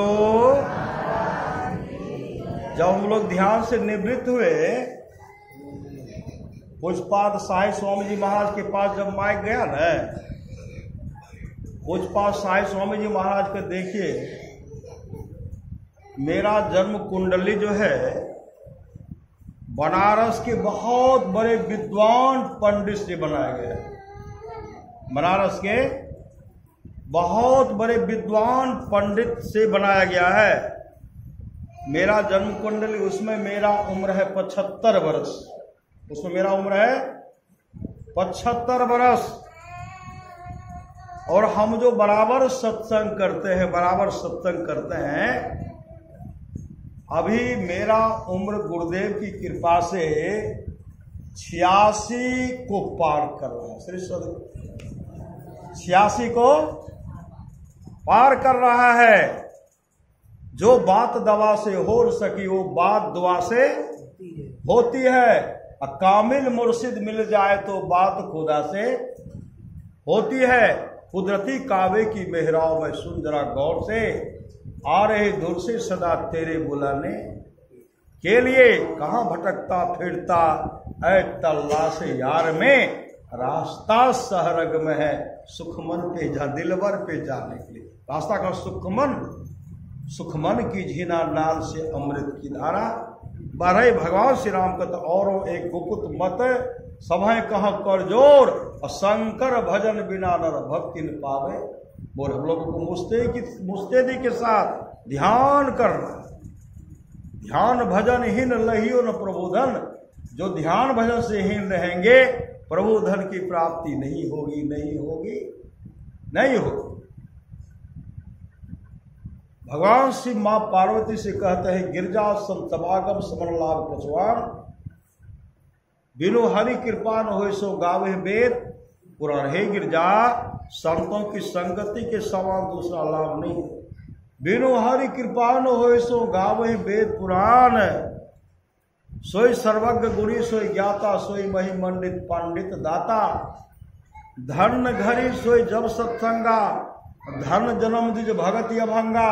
राम कथा के ते अधिकारी, जिनके सत्संगति अति प्यारी। सो कुल धन उमा सुनो, जगत पुष्य पुनीत। श्री रघुवीर पराय न जही नर उपज विनीत। सो धन धन प्रथम गति जाकी। हे उमा, वह धन धन है जिसकी प्रथम गति है, जो दान में लगता है। श्री सदगुरु कोई अन्न दान करते हैं, कोई द्रव्य दान करते हैं, कोई वस्त्र दान करते हैं, और कोई समय दान करते हैं। श्री सदगुरु आप लोग समय दान दिए नहीं दिए? 2 घड़ी समय शरीर को 2 घड़ी 3 घड़ी सत्संग में लगाते हैं, यह सर्वोपरि दान है। श्री सदगुरु उसमें ही श्वासारूपी पूंजी को लगाए। एक एक श्वास के लिए सिकंदर तरसते रहे। डॉक्टर मुझे किसी तरह बचा लो जिससे कि मैं अपने मां का दर्शन कर सकूं। डॉक्टर ने कहा, है विजेता, आप दुनिया की तमाम दौलत मेरे हवाले कर दीजिए, लेकिन आपके श्वास में एक भी श्वास जोड़ने को किसी को ताकत नहीं है। आप लोग इस श्वासारूपी पूंजी को सत्संग में लगाए। कोई बहुत आदमी मंत्र को जपते होंगे। श्री सदगुरु मंत्र को हमेशा जपते रहना चाहिए। ये नहीं कि प्रवचन सुने तो हम कथी ले मंत्र जपो। श्री सदगुरु प्रवचन सुन रहे मंत्र को, उस मंत्र को जपते रहिए। श्वास ले रहे, हर श्वास में मंत्र हो, नाम का सुमरन हो, वही असली सत्संग है। श्री सदगुरु नाम भजासो जीता जग में, नाम भजासो जीता हो। इसलिए नाम का सुमरन हमेशा कर।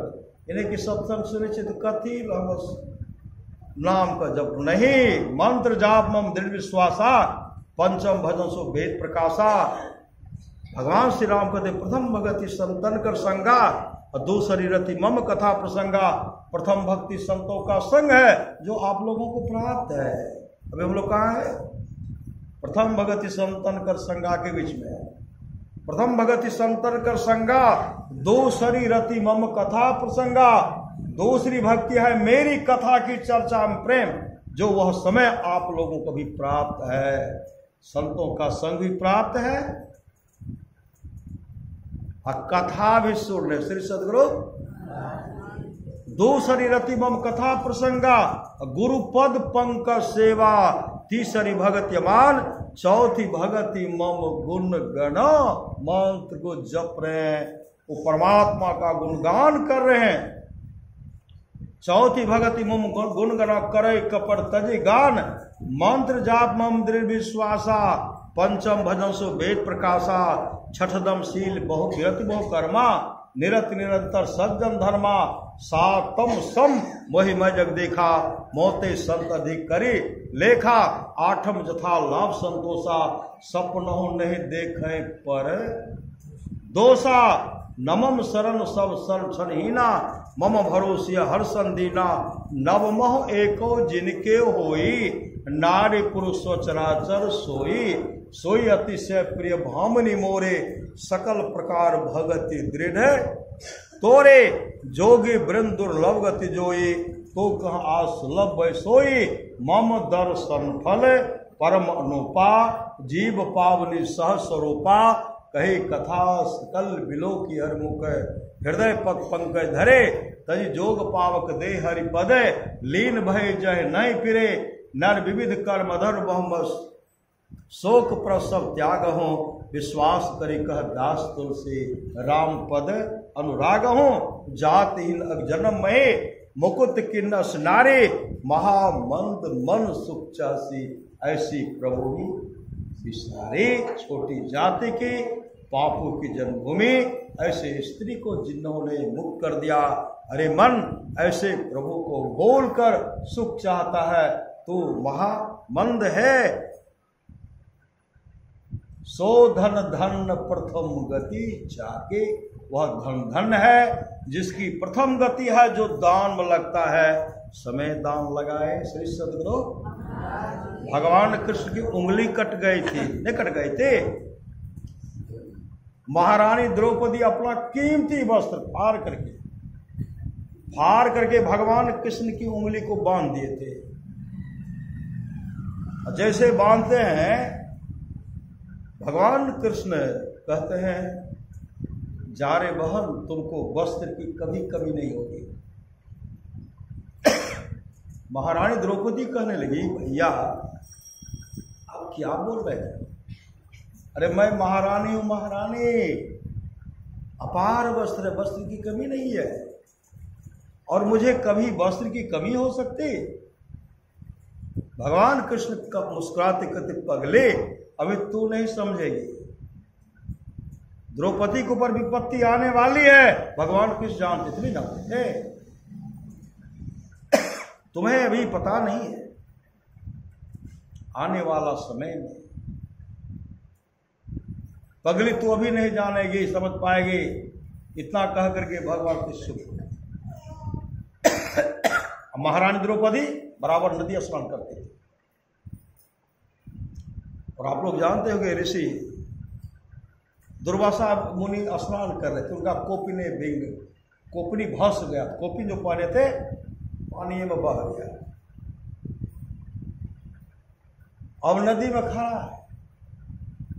जिस महारानी द्रौपदी स्नान करती थी, उस समय कोई स्नान नहीं करते, साज बाज के साथ जाते थे और सब दूरे से सुनते थे, अभी महारानी द्रौपदी स्नान करेंगी।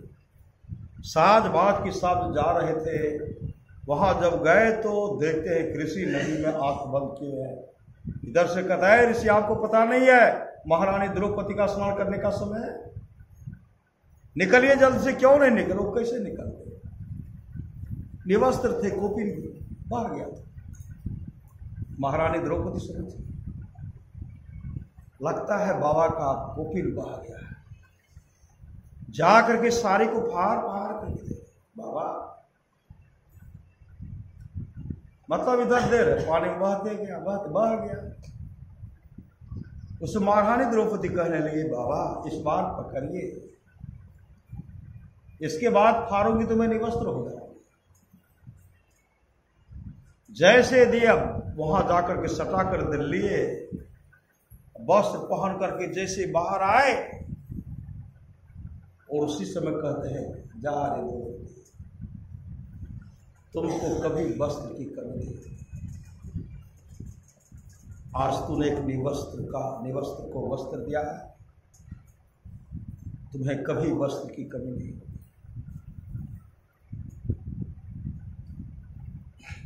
महापुरुष के लिए ज्ञात था न, भगवान कृष्ण के लिए ज्ञात था द्रौपदी विपत्ति आने वाली है। दुर्वासा जी के लिए ज्ञात था कि द्रौपदी को विपत्ति आने वाली है, लेकिन द्रौपदी को पता नहीं। तो महाभारत कौरव की सभा में जब मां द्रौपदी को घसीट करके लाए, दुर्योधन ने कहा इसे निवस्त्र कर दे, दुशासन इसे निवस्त्र कर दे। तो 5 महारथी की धर्मपत्नी थी, राजा की बेटी थी, राजा की बहू थी। पति को और देखते हैं तो सब अपने सिर को झुका लिए, नहीं झुका लिए। भीष्म पितामह को देखते सिर झुका लिए, गुरु द्रोणाचार्य तमाम सिर झुका लिए।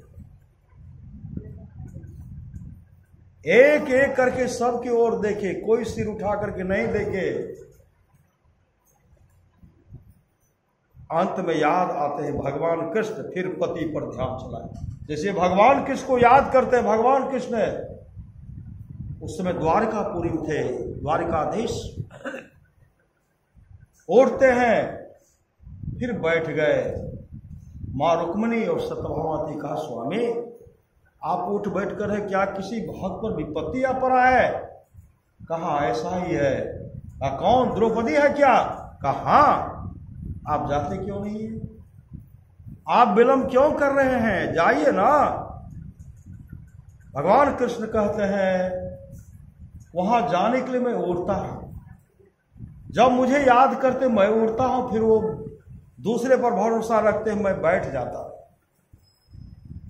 मां रुक्मिणी मक्खी के रूप मक्खी बन करके महारानी द्रौपदी के कान पर बैठ करके भनभनाती कहती है द्रौपदी अरे संसार का आस भरोसा को त्याग दो, गोविंद को भजो, गोविंद को भजो, गोविंद को भजो। जैसे कहते गोविंद को भजो, उसी समय कहते लाज रखो गिरधारी, लाज रखो गिरधारी। कहने का देर भगवान कृष्ण को आने में विलंब नहीं लगा और दुशासन चीर खींच रहे हैं और खींचते खींचते भगवान कृष्ण उस समय वस्त्राकार रूप धारण हो गए, वस्त्र रूप धारण करते हैं और चीर खींचते खींचते दुशासन थक करके जमीन पर गिर गए, लेकिन उनको निवस्त्र नहीं कर सके। जिनके रक्षक केशो अतिल के कौन अंदेशो, उनको अंदेशा होने कोई बात नहीं है। हम लोगों को जीवन में सामर्थ्यवान सदगुरु मिला है, लोगों को सामर्थ्यवान सदगुरु। गुरुदेव ने कहा सबको एक साथ कैसे रहोगे, सबको एक साथ कैसे मरोगे, कोई आगे मरोगे कोई पीछे मरोगे। मेरे संग रहने वाले को अधोगति नहीं होती। मैं मोक्ष नहीं चाहता, मैं बार बार आऊंगा, तब तक आऊंगा जब तक अपने सारे शिष्यों को मोक्ष नहीं दिला दो। अंदेशा किस बात की? इसलिए अमर मुनि का उपदेश है 100 काम को छोड़कर का स्नान करना चाहिए, 1000 काम को छोड़ करके भोजन करना चाहिए, 1,00,000 काम को छोड़ करके सत्संग करना चाहिए, करोड़ों काम को छोड़ करके अपने जीवन के बागडोर को संत सदगुरु के हवाले करना चाहिए। भगवान श्री कृष्ण की वाणी है, निष्पाप उद्धव जी कोई कितना भी अश्वेत जग कर ले, कृष्ण चंद्रायण आदि आदि व्रत कर ले, उसके द्वारा में सुलभता से प्राप्त नहीं होता। बस एक सत्संग ऐसा जरिया है जिसके द्वारा में सुलभता से प्राप्त हो जाता, उस भक्त के वश में हो जाता और उस भक्त का परम कल्याण हो जाता। पर महाराज सुध महाराज की वाणी है, थोड़ा सा भी सत्संग करो बड़ा लाभ होता है। जितना लाभ की बहुत धन के मिलने, बहुत विद्या के पढ़ने से न होता, उतना लाभ सत्संग से होता है। नित्य नियमित ढंग से सत्संग करो, सत्संग से खाली कोई मत रहो। अभी अमृत की वर्षा हुई, अध्यात्म ग्रंथ का सार सार ज्ञान कह दिया। जिसको याद रहा उसको अमृत मिला, जिसको याद नहीं रहा उसने अमृत को खो दिया। पुनः सतप्रभात कहते जो लोग बहुत दिनों से सत्संग करते आ रहे, आज से आप लोग कर रहे हैं, श्री सदगुरु कई बार सारा बराबर देखता हो, श्री सदगुरु इस जन्म में तो देखिए रहा हो, श्री सदगुरु इससे पहले जन्म में भी हम लोग किए सत्संग। हम लोग सतयुग में भी किए, त्रेता में भी किए, और द्वापर में भी किए और कलयुग में कर रहे हैं। श्री सद्गुरु तब तक करते रहेंगे जब तक कि हम लोग मोक्ष को नहीं प्राप्त कर लेते हैं। जो लोग बहुत दिनों से सत्संग करते आ रहे हैं, अभी कर रहे हैं, आगे भी करेंगे, वे सभी महासुख का भागी होंगे। बोलिए प्रेम से श्री सद्गुरु। जिस बच्चे के जन्मदिन के अवसर पर यह सत्संग का आयोजन किया गया है, सद्गुरु वहाँ से प्रार्थना है, सद्गुरु वह तो आपका दुलारा है, प्यारा है, आप उस बच्चे का देख रेख करेंगे और ये तमाम भक्त जो आए हैं सब तो आप ही का बाल बच्चे नहीं है, कोई बेटी है, कोई पोती है, मतलब गुरुदेव का श्री सद्गुरु सब आपके बाल बच्चे हैं। इस बच्चे का देख रेख सब का करेंगे, ये पिता वर्ग है इनका भी देख रेख करेंगे और साथ साथ हम लोग करियो गुरु भाई श्री सद्गुरु। तो मीना दीदी के द्वारा और सतीश बाबू के द्वारा धन की 3 गतियां। पहला है दान, श्री सद्गुरु पहला है दान और दूसरा है भोग, खाइए भी कंजूस मत बनिए। श्री सद्गुरु पहला दान और दूसरा भोग। जो इस तरह नहीं करेंगे शराबी पुत्र होगा, शराब पीने में जुए बाहर जाएंगे। श्री सद्गुरु सदाचारी पुत्र सदाचारी बनकर के रहिए।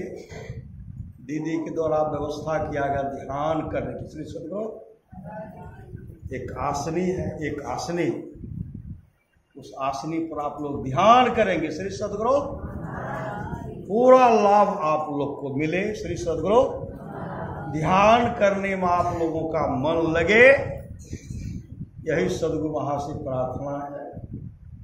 श्री सद्गुरु आसनी दान का कार्यक्रम चलेगा, सब लोग आसनी लेकर के अपने घर जाएंगे और यहाँ से उस पर ध्यान कीजिएगा। श्री सद्गुरु महाराज की जय। उसके बाद जो व्यवस्था होगा सब बता देंगे। श्री सद्गुरु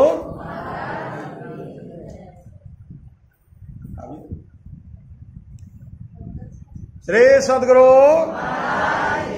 श्री सद्गुरु श्री सद्गुरु श्री सद्गुरु श्री सद्गुरु श्री सद्गुरु श्री सद्गुरु श्री सद्गुरु श्री सद्गुरु श्री सद्गुरु श्री सद्गुरु